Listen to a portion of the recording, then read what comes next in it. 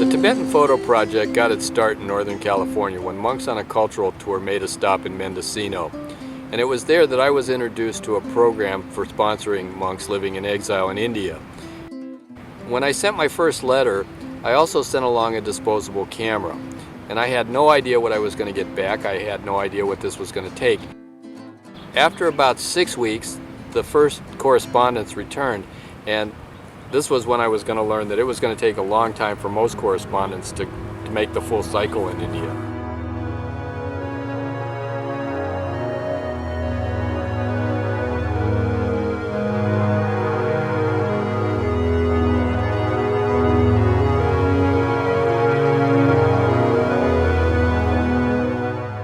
Taking his first photos with a recyclable camera, Jamyang Norbu gave the Tibetan Photo Project its start.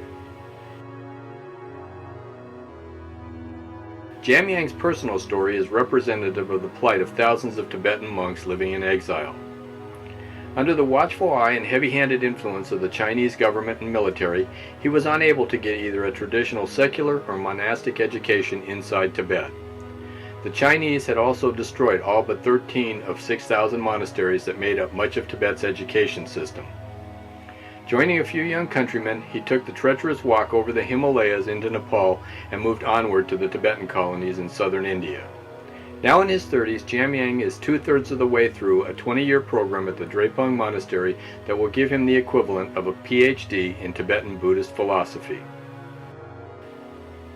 When he was introduced to his first camera, Jamyang sent us a letter saying he had no experience and the Tibetans had no culture based in photography, leaving him at a loss at what to photograph.